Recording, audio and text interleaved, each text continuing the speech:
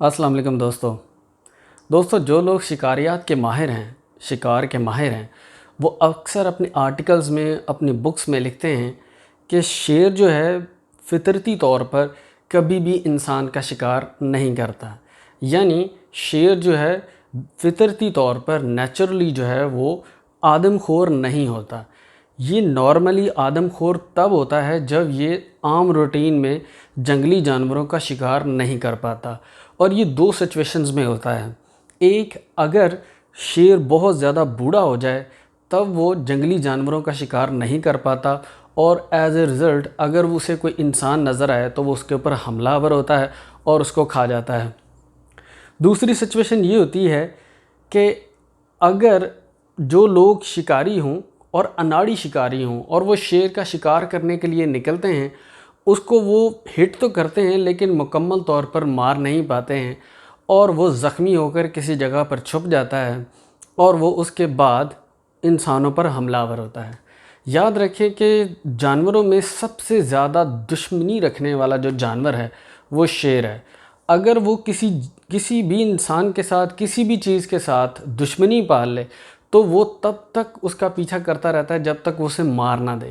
تو اسی لیے کچھ جانور، کچھ شیر جو ہے آبادی کی طرف بھی نکل آتے ہیں کیونکہ وہ انسانوں کی تلاش میں رہتے ہیں. تو شماریات کا لوگوں کا یہ جو ماننا ہے کہ یا تو وہ شیر بہت زیادہ بوڑھے ہو چکے ہیں یا پھر وہ اناڑی شکاریوں کی وجہ سے زخمی ہو چکے ہیں.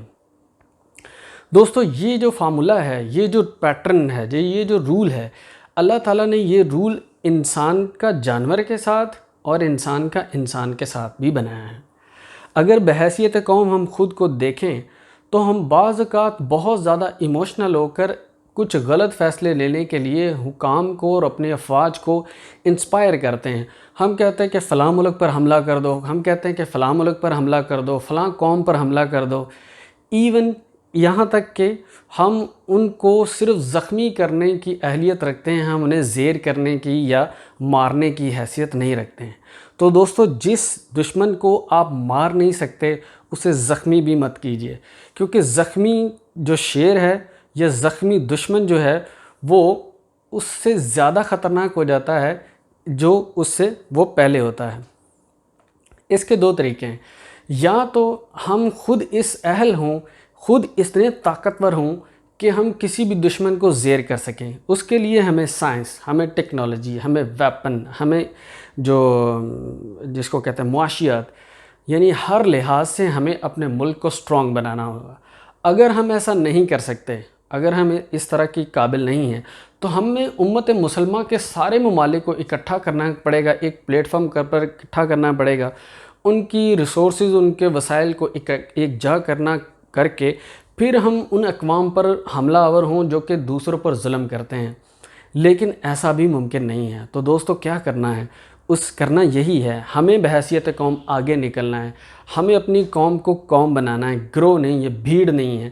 ہمیں اس بھیڑ کو قوم بنانا ہے. قوم بنانے کے بعد ہم ترقی کریں سائنس میں، انفارمیشن میں، ٹیکنالوجی میں، معدنیات میں، اس کے بعد بزنس میں، اس کے بعد افواج میں، ٹیکنالوجی میں، معاشیات میں، ہر لحاظ سے ہم ترقی کر کے ایک طاقتور قوم بنیں. اور اس کے بعد کفار کی اور ایسے لوگ جو کہ دوسروں کو تکلیف دیتے ہیں، چاہے وہ انڈیویجول ہوں یا پھر وہ اقوام کے عالم میں ہوں، ہمیں ان کو پھر تب جا کر جواب دینا ہے. اور یہی سبق ہمیں تاریخ سے بھی ملتا ہے، ارطغرل سے بھی ملتا ہے. اس نے بھی اپنے بڑے بڑے دشمن تب مارے تھے جب وہ اس اہل ہو گیا تھا، جب اس نے طاقت، پیسہ اور جو ہے اتحاد قوم اکٹھا کر لیا تھا، تب وہ جا کر ان پر حملہ آور ہوا تھا. تو ہمیں ان چیزوں سے سیکھنا ہے اور سیکھ کر آگے نکلنا ہے. ہوپ آپ کو یہ ویڈیو انفارمیٹیو لگی ہوگی. انفارمیٹیو لگی ہے تو لائک ضرور کیجیے، اور ہمارے نئے آنے والے لوگ ہمارے چینل کو سبسکرائب بھی کیجیے. تھینک یو سو مچ. اللہ حافظ.